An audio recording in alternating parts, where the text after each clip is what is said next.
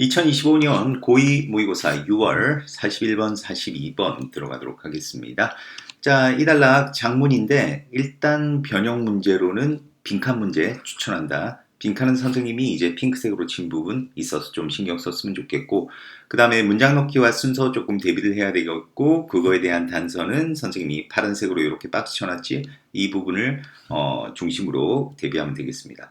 자, 그래서 이 단락 전체적인 단락 구조는 먼저 배경 설정한다. 배경 설정에 대해서 선생님이 표시는 안 했어. 그런데 이렇게 하늘색으로 친 부분이 있지. 이 배경을 바탕으로 질문을 딱 던지게 되지. 그러면 이 질문을 던지게 되면 이 단락의 주제는 뭐가 된다? 그 질문에 대한 답이 되겠지. 그 답에 대한 부분 이렇게 핑크색으로 처리되어 있는 부분입니다. 자, 그러면 일단 들어가 보겠습니다. 자, 쇼핑객들이네. 이거는 PP 형용사다. 그러니까 아주 고급 초콜릿에 30개의 다른 어떤 제품의 선택과 직면한 그러한 쇼핑객들이 are more likely to walk away. 그냥 걸어 나가 버릴 것 같습니다. 뭐 없이 어떤 것도 사지 않은 채 그냥 나가 버릴 것 같습니다. 자, 뭐 할 때?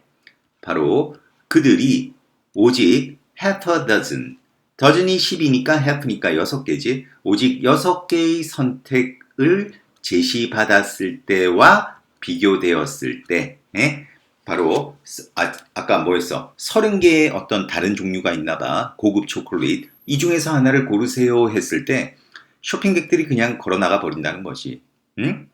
그런데 어떻다? 6개의 제품이 제공되었을 때는 그거보다는 훨씬 더 많이 구매를 했다는 거겠지. 그러니까 선택이 너무 많으니까 사람들이 제대로 고르지 못했다 이 얘기야. 바로 이 얘기. 너희들이 아마 평소에 주로 듣는 이야기일 건데. 자, 어쨌든 계속 갈게. 자, 만약 직원들이 어떤 무료 여행, 파리로 가는 무료 여행을 제공받는다면 그들은 행복합니다. 어이씨, 공짜 여행인데 행복하지. 그리고 만약 여러분이 또 그들에게 하와이로 가는 무료 여행을 제공한다면 또 그들은 행복해요. 그러니까 파리든 하와이든 무료 여행인데 얼마나 행복하겠냐.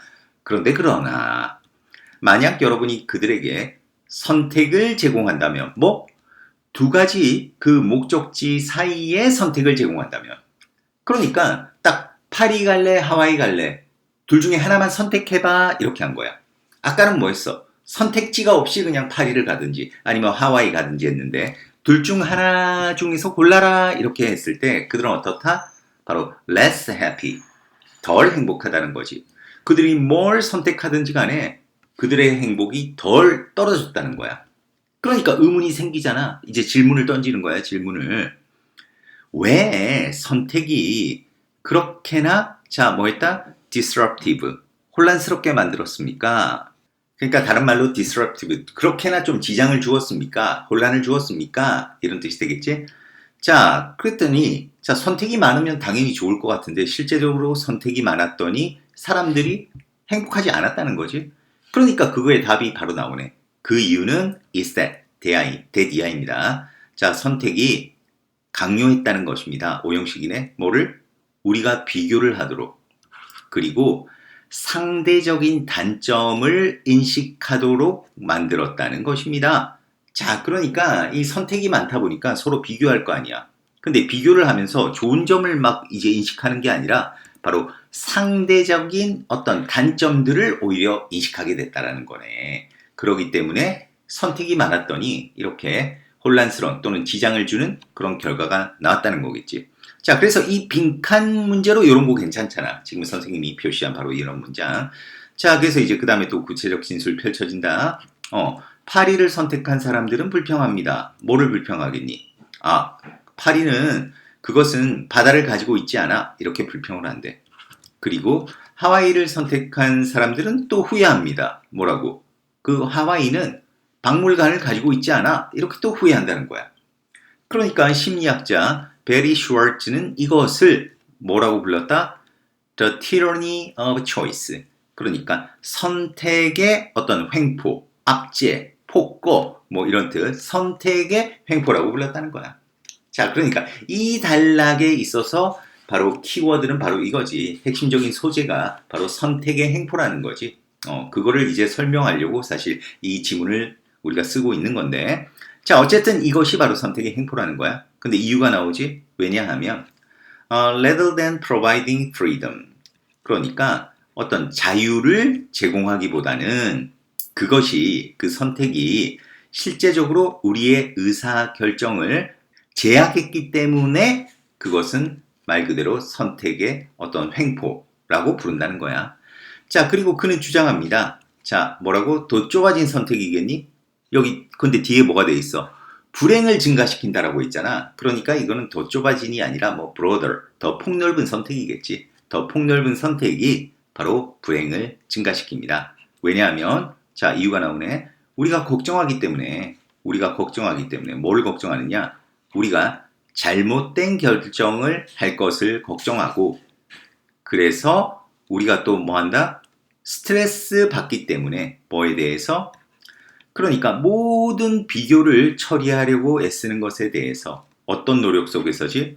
그것을 바로 하려는 그러한 노력 속에서 모든 비교를 처리하려고 애쓰는 것에 대해 또 스트레스를 받기 때문에 뭐 한다? 이러한 폭넓은 선택이 자, D가 잘못된 거지. 어휘는 우리 불행을 증가시킨다는 거야. 그러니까 자, 이런 부분들 우리 빈칸도 괜찮고 또 다른 어휘로도 충분히 나올 수 있는 거다. 자, 그래서 이것이 자, 보스 A and B네 우리의 두려움을 증가시킵니다. 뭐에 대한? 그 잘못된 선택을 하는 것에 대한 두려움을 증가시키고 그리고 또 동시에 보스 A and B니까 우리 기대감을 또 높여줍니다. 어떤 기대감? 이건 동격이다. 우리가 최고의 선택을 가질 수 있어야 한다라는 기대감도 높여준다는 거야. 그러니까 두려움도 높이면서 또한 그 기대감도 또 올라가게 된다는 거지.